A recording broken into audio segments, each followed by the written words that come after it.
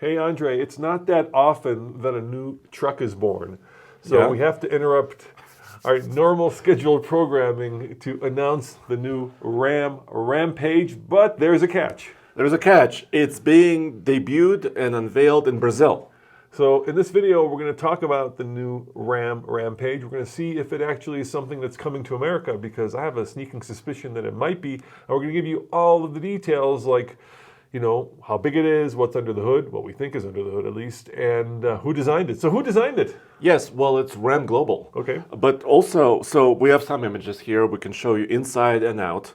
Also, it's a global design because I was just looking at Ram Brazil YouTube page, and we know this fella. Yeah, our friend Ralph Giles, who is the chief of global design for Dodge, Ram, Stellantis Jeep, in general, and Chrysler. And all these guys from the mothership in Detroit were just on in Brazil for the unveiling of this new Rampage. So we have a sneaking suspicion that it might be coming to America. We know this fella as Mark, well. Mark Trussell. Mark Trussell is here too. He's head of Ram design. But let's give him the biggest clue why it might be coming to America. Show him the tail light. Well, I was looking at some of these pictures. What does this look like to you, Roman? It looks like an American flag to me, Andre. that is an Easter egg if I've ever seen one. That's really bright. Yeah. So let's talk about this. So they unveiled this truck in Brazil. Well, by the way, we don't have specifications yet. Like, we don't know exactly its size, its power, but they show really high resolution images. And if you look at the side, show them the side profile. So we do know one thing. We do know that it is not a body on frame. Here. There it is. That looks to me like something that would compete with a Maverick or a Santa Cruz. I would agree, but there is no separation between the door and the bed completely. The bed looks short. So currently in the US, we have two, right? Like you said, Santa Cruz has about a 4-foot bed, and so does the Maverick with a little bit longer 4.5-foot bed. So this looks like a 4 or 4.5-foot bed. So we're looking at a unibody truck. Yes. Which also suggests that it might be a mini truck in our designation, or compact truck. Mm-hmm. And we're also looking at an interesting interior. So let's show them the interior pictures. So we have a couple. We don't have a lot. So first of all, digital screens. Everybody's going to digital screens for their gauges. Yes, you've had experience with that recently. Yeah, let's not talk about that. Well, the good thing about digital screens, you can customize them. And by the way, if you want to see what happened with Andre's digital screen in Colorado, all TFL.com. Yeah. The bad thing about digital screens, sometimes they go black. They go black. But one interesting thing about the Brazilian version is that the RPM here is, the red line is around 4,500. So this could be a little diesel for Brazil. Right? Yeah, that makes sense. They like their diesels. Yeah, and they have, I think, less strict emissions than we do. So diesels are really, a well-suited vehicle power plant because they pair so nicely with trucks. But they also have a collection of gasoline turbocharged engines. Yes. They show the turbo badge also. I am a Ram.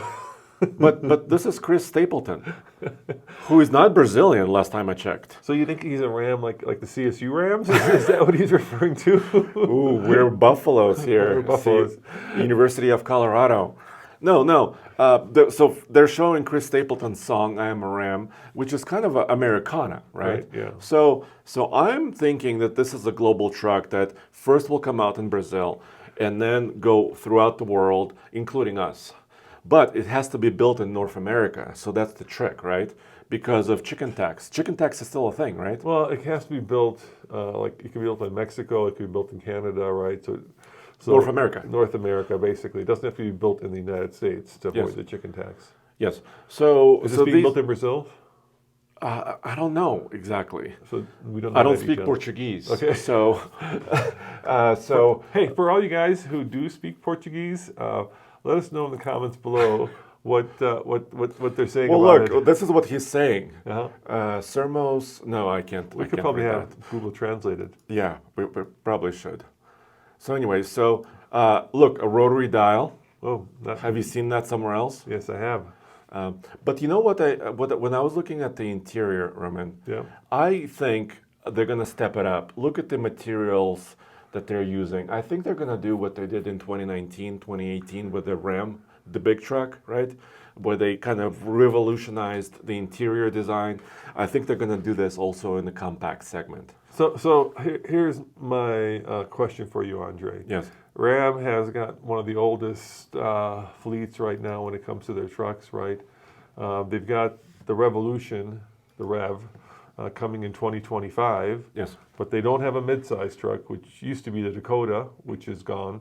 So are you saying that they're going to skip the Dakota and maybe unveil the Rampage here in America? Just go right to the compact truck segment, and then, of course, their full-size trucks also need serious refreshing. refreshing. And their heavy-duty trucks also need the refreshing. But they need more refreshing. Yeah. So this is my call, Roman. So my call, this is not Ram speaking or anybody else. My call is that in the mid-size segment right now, there is too much competition. Tacoma is new, it's coming out later this year. The Ranger is new. The Colorado and GMC are new. So much energy there, it'll be really hard to break through. Yes. You would have to have something amazing, maybe an electric pickup or some other groundbreaking design to break through that segment right now. This is kind of more green. So I think there's more field here because the Maverick and the Santa Cruz are there, but I think Ram could step in. Look, they have independent rear suspension. There's a little differential here with half shafts, coil sprung, lots of ground clearance. Look at how aggressive the tire is. Look how low those shock hangers are. But They're close to the wheel. But it's tucked into the wheel. Yeah. So I think that's smart, Andrea. I absolutely agree with you. Jim Farley, the CEO of Ford, recently said that he doesn't think that they can meet demand this year for the Maverick. So why not jump into that segment? Why not just take a bite? Yeah. Take a bite out of that. But the problem, of course, becomes that we have much different, dare I say, stringent safety standards than those in Brazil. So you would have to. Oh, that's cool. Let's watch it go up. It's going up the steps. Yeah. Yeah. So you'd have to re-engineer it for America, right? Ooh, look, they're going to Detroit. Oh, who is this? That's our friend Mike Koval. Mike Koval. Uh-huh. So you see what I'm saying? All these guys are kind of involved in the development of this stuff. But that just could be because they're also involved in Ram Global, right? Okay. So they want to bring out the big guns for Brazil. But yeah, I would love to see this truck here in America. I think they would do well. Look at this, the Hurricane 4. Oh yeah, so this is a 2-liter they have. They also have it in Jeeps, right? Right. So that could be a lot of power. That could be 200 horsepower at least in this little pickup. And then, of course, we'd want a Power Wagon version, of course, or a Rebel version, right? A Rebel, yes. A Rampage Rebel. That kind of rolls off the tongue nicely. Rampage Rebel. That's triple Rampage R. Rebel, yeah. That's a triple R, right? So, I always say the more trucks, the merrier. My biggest fear is they're so far behind the ball right now that you could be into one of these situations that by the time, because look, they haven't announced it for America, and let's say optimistically they were to announce it this year, at best it'd be a 2025 probably. Yeah, because they would have to retool a factory or do something like that to be able to produce this. So maybe a year from now at the earliest? Probably 2 years from now.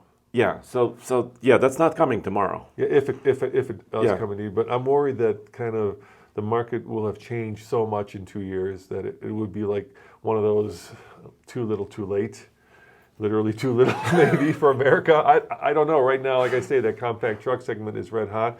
A lot of people are moving out of crossovers into pickup trucks because it offers them a much more kind of active lifestyle vehicle. But what you end up finding out with these compact trucks is that you run out of truck very quickly. You know what I mean? You run out of. So you have a truck, but it's got minimal towing, minimal payload, minimal utility, especially when you look at the breadth of the pickup truck market. So let's say you want to tow a boat, like your boat. How much does your boat weigh?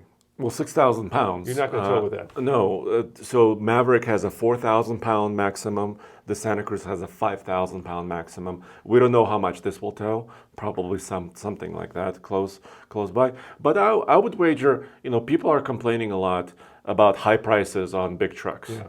This is a small truck that could be more affordable. So I think there could be a lot of good if they bring it, gosh, September of next year. Yeah. Let's give them like 14 months. Yeah, so my call with these compact trucks is, they're good for small businesses, landscaping business. They're good for empty nesters, you and your wife. Yeah, throw something in the back. Right, but once you have and the problem is that trucks, especially in places like Texas, have become the new family truckster.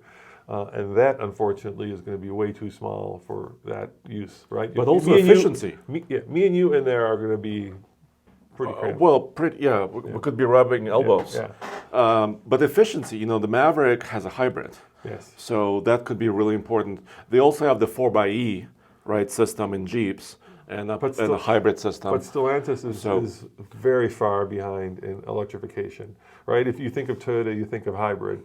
If you think of Tesla, you think of electric. If you think of... you think Hemi. Exactly. Right? You think a power wagon don't care. Yeah. You don't think of sipping gas while cruising down Route 66. Well, Brazilians know a thing or two about small pickups because the Maverick was also designed in Brazil. Yeah. So maybe there's something there, and I really hope this comes to the U.S. Well, there you have it, guys. Let us know in the comments below if this is something you would consider, if this is something you're excited about. And Ram, if you're watching, maybe that's a good gauge of whether you should build it, and they will come. Yes. As always, this is Roman. And Andre. Saying thanks for watching. We'll go to alltfl.com. Tomorrow, Andre's going to be trying to crack the new TFL Disney to Disney, D to D electric car cannonball record. So he'll be in a car with Tommy trying to break 46 hours and 46 minutes while flying across, as far as you can fly in an electric car. Well, we're doing everything legally. We're going from Orange County, California to Orange County, Florida. And charging as fast as possible. And good luck breaking our thanks. Our record. My bags are packed, so I'm leaving. You think I should tattoo 4646? No, don't. Like Richard Rollins? Because it will be broken. It will be broken. See you guys next time. Ciao. All right, bye.